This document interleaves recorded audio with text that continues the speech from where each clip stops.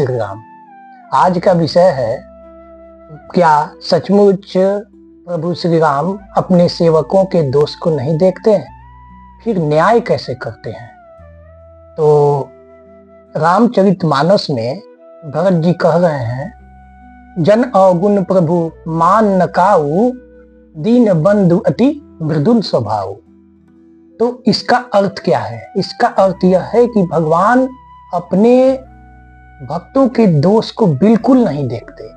यदि ऐसा है तो फिर भगवान न्याय कैसे करते हैं?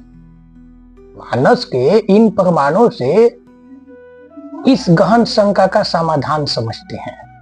भरत जी कह रहे हैं कि जन अवगुण प्रभु मान न काऊ, दीन बंधु अति मृदुल स्वभाव। कुछ लोगों के मन में प्रश्न उठता है कि यदि भगवान सेवकों के दोष को नहीं देखते हैं तो क्या वे पक्षपात कर रहे हैं? क्या न्याय समाप्त हो जाता है? तो समाधान इसका है। मानस का उत्तर बहुत ही सुंदर है। यहाँ जन शब्द का अर्थ व्यक्ति नहीं बल्कि अनन्य शरणागत भक्त है। तो भगवान स्वयं नारद जी से कहते हैं कि करहु सदा तिनकै रखवारी, जिमि बालक राखहि महतारी। जैसे एक माँ अपने छोटे बच्चे की रक्षा करती है,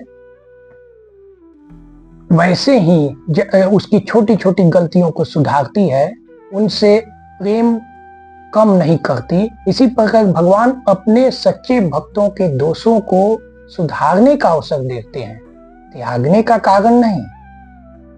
फिर भगवान स्वयं कहते हैं, समदर्शी मोहि कह सबको, सेवक प्रिय अनंत गति सो। अर्थात मैं सब में समदर्शी हूं, लेकिन जो अनन्य भाव से मेरा सेवक बन जाता है वह मुझे विशेष प्रिय है। और चित्रकूट में प्रभु कहते हैं कि मानस मुख सेवक सेवकाई, सेवक बैर बैर अधिकारी। यहाँ भगवान अपने भक्त के प्रेम को देखते हैं, न कि उसकी छोटी छोटी भूलों को। इसीलिए भरत जी का वचन अन्याय का समर्थन नहीं करता है।